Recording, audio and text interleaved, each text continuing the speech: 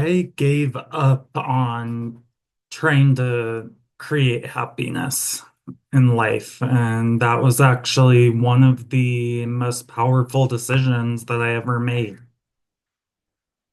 What if I told you that chasing happiness might actually be what is holding you back?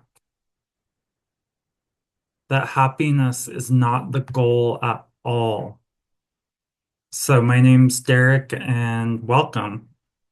Feel free to like the video, subscribe, and join the conversation in the comments. So, I remember distinctly when I used to work at a desk job, when I first landed that job, and I was a couple weeks in, and I had finally achieved getting a good job. I had the benefits, I had the 401k, I had my own desk in a cubicle Monday through Friday, 8 to 4:30. That was always the idea in my mind that was fed to me through the years, that I thought once I achieve this, I'm gonna be happy. Then I'll have made it. But I remember sitting there and just feeling so duped, so tricked. Like, is this really all there is? Really? I felt so unfulfilled. I felt so imprisoned, having to chain my wild spirit down to sit at a desk in a little cage for my whole life. I was like, the thought of being here for decades is enough to make my skin crawl. Surely this is not true success or happiness. That was what I had been fed my whole life, was that was happiness. That is what could signify that you, quote, made it. But now that I was actually here, I would rather gouge my eyes out with a needle than sit there for 8 hours a day. I began to realize that a lot of what I did at that point in my life was to fulfill someone else's idea of happiness. Up to that point, I hadn't even really explored what happiness actually looked like for me, or what my highest expression actually would be. It was always drilled into me growing up that go to college, get a job, get good insurance, get a 401k to save so you can work your whole life to enjoy just a little tiny bit at the end of it. That didn't resonate with me. But I forced myself into that way of thinking because this is how everyone in my family I had heard talk about life. This is how society was. So I felt like a square peg attempting to fit into a round hole. This made the feelings even more intense and so frustrating to not know how I could survive without betraying my true callings. How can I survive and live life on my terms. Having that job with the narcissistic boss that was at that job, the control of not even being able to leave work for a simple appointment or to take a day off to go up into the mountains with friends, showing up day after day, feeling miserable, feeling trapped. This was actually one of the biggest gifts for me because that contrast showed me so strongly what I didn't want that it became so much more clear what I did want. It made me begin to dream even bigger. I began to dream from that desk. When I was supposed to be working, I was there dreaming about having a different life than working a 9 to 5. I would spend my time journaling about all of my dreams. I would listen to positive things on YouTube. I would learn as much as I could about my own journey of expansion. I listened to Abraham Hicks. I listened to Buddhist Dharma talks on my headphones all day at that job, even while I was still in that situation. I took notes. I enrolled in hypnotherapy school, and I started learning energy healing, pranic healing, Reiki. At that point, there was something that was born in me, or something that was awoke in me. This little tiny sliver of hope that I would get out of this dilemma and find a way to live life on my own terms, or die trying. But I knew I wasn't going to stay at a job that drained my soul. I realized that what I actually wanted from life was not happiness per se. What I wanted from life was meaning. I wanted to make an impact on other people in a positive way. I wanted authenticity. I didn't want to fit into a box somewhere. And I wanted alignment with my soul's purpose. And sometimes this can feel very, very uncomfortable, messy, even painful, but it's real. Up until that point in my own life, I was chasing happiness. I had meaning confused with happiness. Happiness is fleeting, but meaning is lasting. Meaning goes deep. That is what really, really mattered to me. I knew that happiness is not about just being in a fleeting state.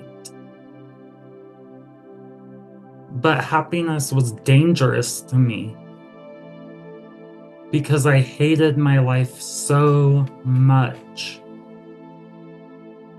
by chasing happiness. I decided instead which was born from the contrast of working a job like this, to embark on this new journey for my own soul. A journey of more authentic meaning in my own life. Happiness oftentimes depends upon some external fleeting circumstance, like, the job, the benefits. But soul alignment is this journey that you go on deep within your soul. You can live your entire life just chasing happiness, but you can end up numbing yourself to the point that you can't feel anything anymore.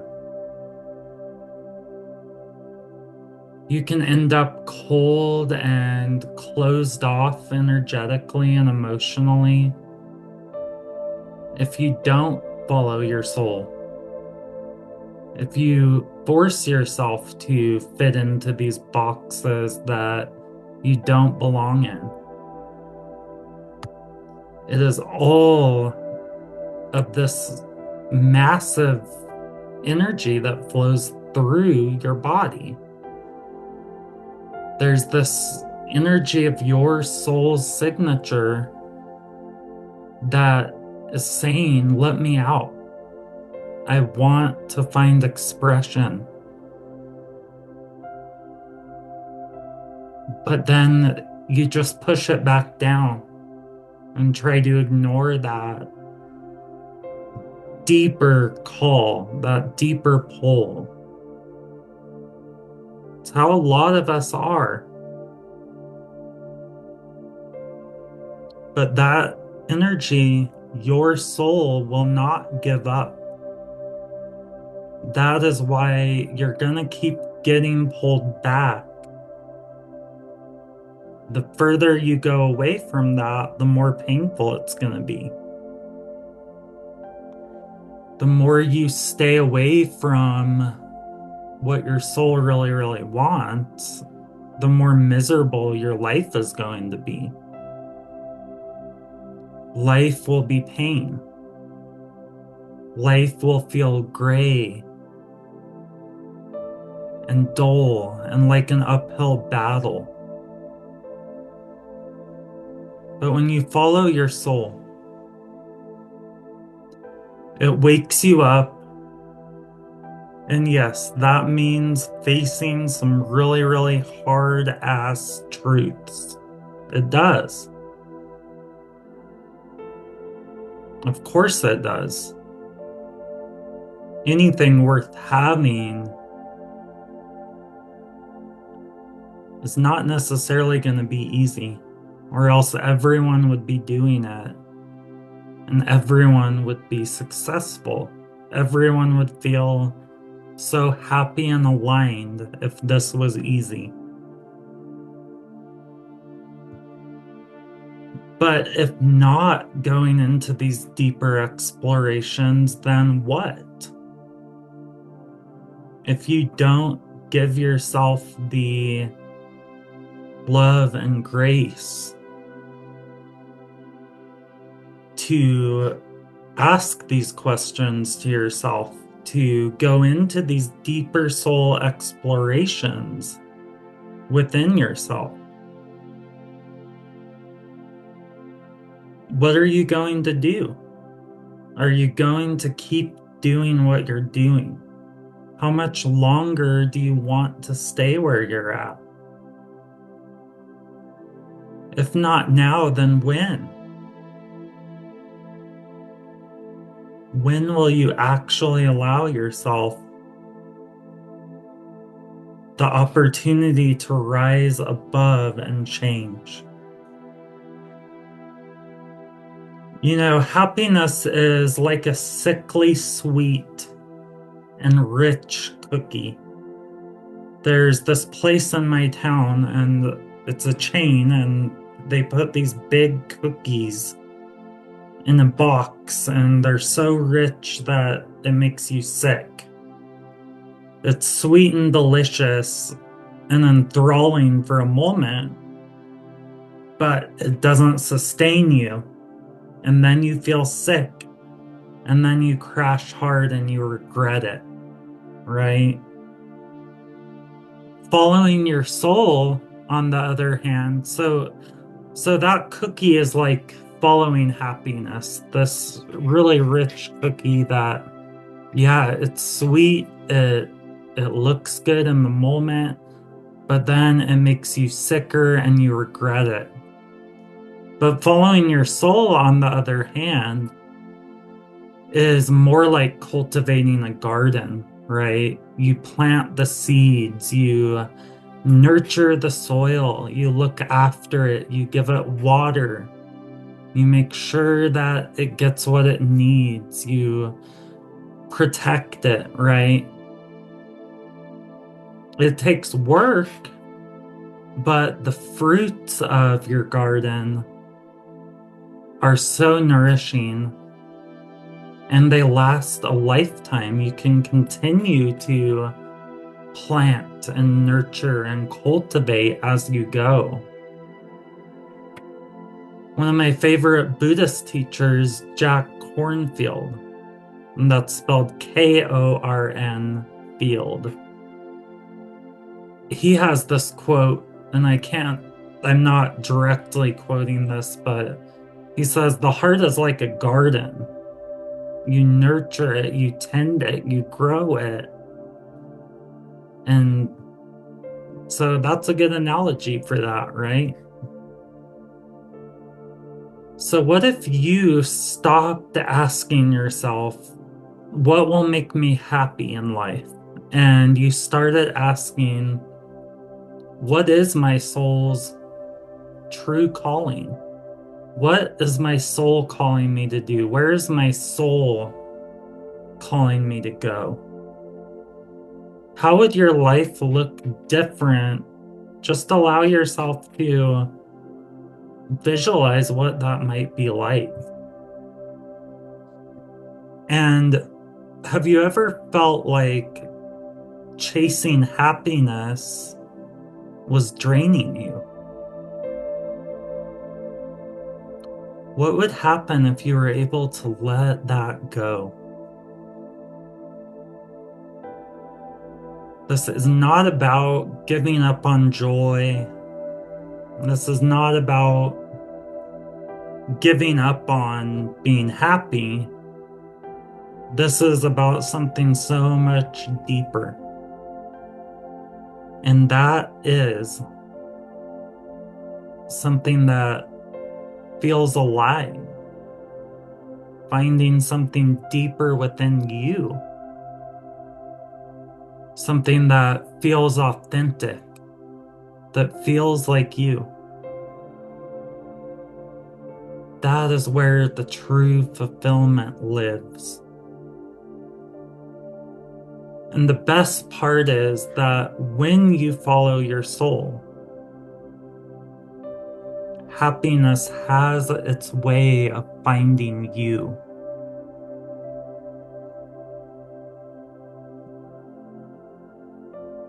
So if this message really resonated with you today, and you're really feeling this,